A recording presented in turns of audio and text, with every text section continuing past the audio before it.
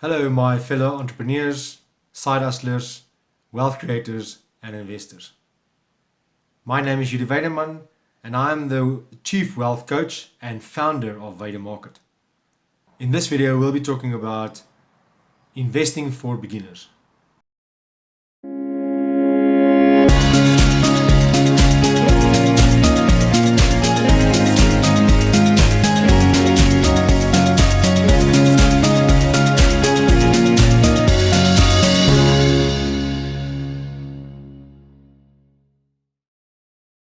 In a poll I did on my community tab for this channel, I asked if people would like to get more information about side hustles and extra income versus investing and investing tips.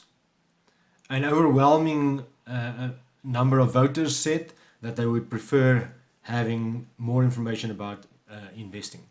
Stick around to the end of this video to see the announcement of the winners of the 2 EasyEquities vouchers in the competition that we ran in December on this channel. Firstly, let's talk about some basic investing terms. A stock is what you buy to own a piece of a company. A bond is where you lend your money to a company. An index is a list of stocks. An ETF or equity trading fund is a basket of stocks. A mutual fund is a basket of stocks. Your portfolio is the stocks that you own after you've invested in them. The expense ratio is the expense to you of investing. So on the EasyEquities platform, for example, that'll be the commission per your transaction. And then lastly, dividend is the money you get paid from companies that declare dividends for being an investor in those companies.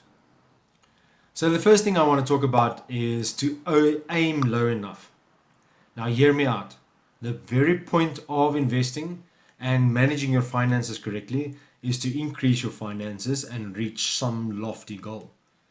But if you make that goal too high and you don't have intermediate steps in between, it's almost going to prevent you from starting to invest. I want you to start your investment journey. And to be able to enable yourself to do that, I believe you should set yourself smaller goals instead of going for the big money from the word go. This will also improve your mentality towards your investments when they do take a dip. We'll talk a little bit more about the dip later. So ask yourself, what prevents you from investing? Do you believe you don't have enough money to start investing? Or are you afraid of losing money? Or do you think you simply don't know enough about the stock market to be able to invest? All of these things are fears because of aiming too high for your investment portfolio. If you start with something as simple as a 50 Rand investment in a company that you trust and know already, then you are automatically more invested and you have a vested interest in gaining more knowledge about that company that you've invested in. Even if you have 20,000 Rand to invest, do it in small increments in different companies until you are more comfortable with how it works and when and what to buy in. So transfer the 20,000 Rand that you do have saved up into your investment account, but only use chunks of it until you are more comfortable with how the platform works, how your investments grow or dip as the stock goes up and down, and that you understand what share price you would want to buy which company at. For example, something like Naspers is 3,000 Rand plus per share, whereas something like Purple Group might be 2.50 Rand a share. Both of those are good share prices to buy at, depending on what the company has done in the past.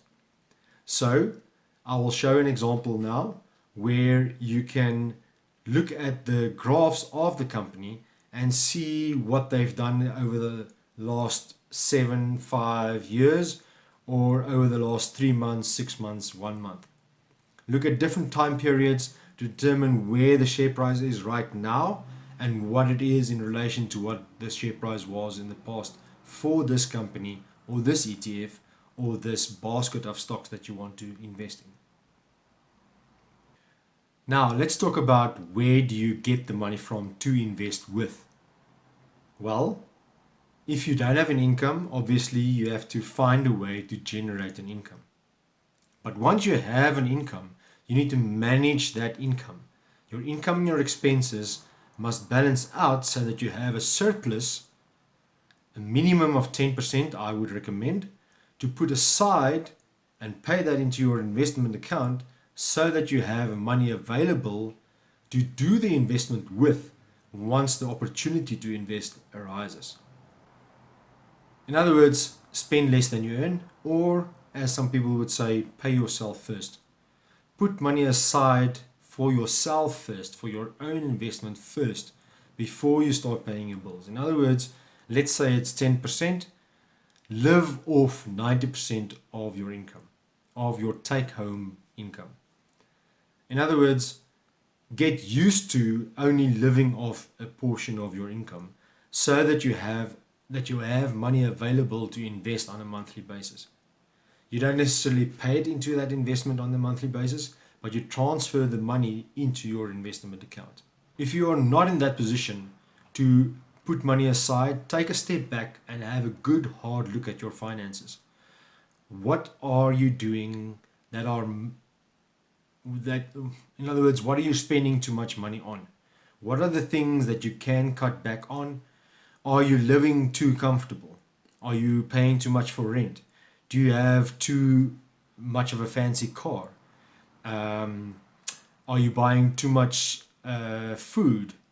Or are you eating out too much? Are you paying for a DSTV or some TV subscription that you can't afford? These are things you can cut back on. In other words, to enable yourself to make funds available for your investments.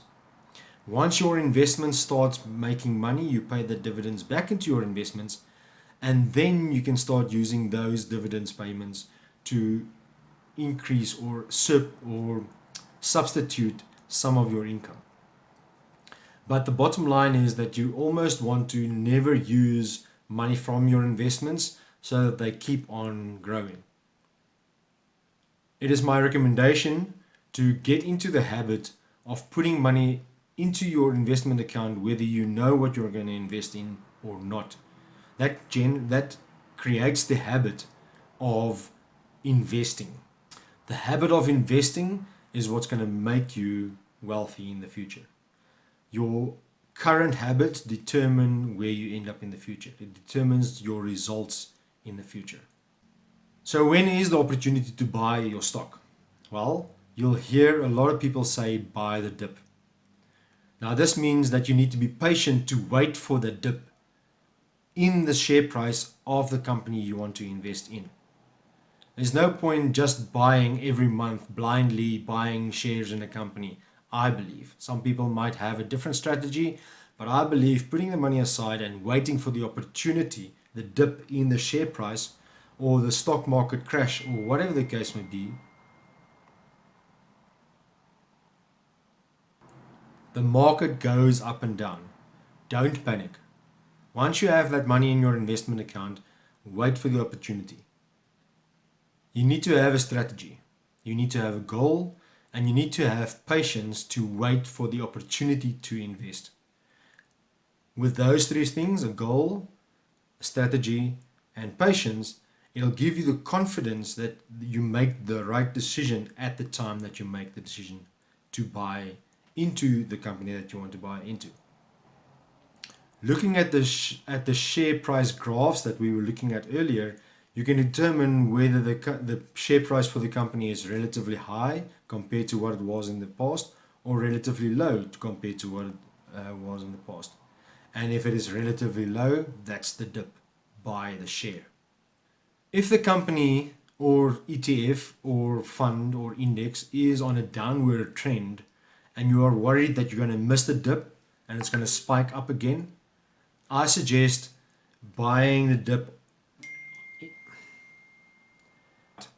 I suggest buying the dips in small increments until such a point where it actually makes a turn and starts going up. The next and very important thing I want to talk about is to buy and hold. It is the principle that you only lose money in the stock market when you sell. So if you panic, like I said earlier, don't panic. Don't get heart palpitations and exit the market because your investment went down. Keep your investment.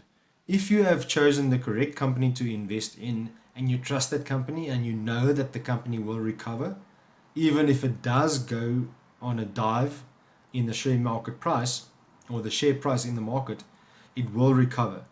Hold on to that and buy in the dip if you can.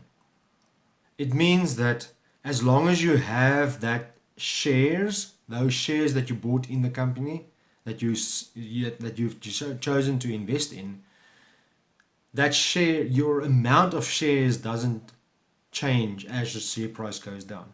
The share price will recover and you will still have the same amount of shares in that company. The only time I believe you should exit from an investment is that when you know for sure that that company will never recover ever again. Then exit as quickly as you possibly can. But if it's only a dip in the stock market, some major event in the world forces the share price down, keep on to that stock or hold on to that stock and hold on for as long as you possibly can.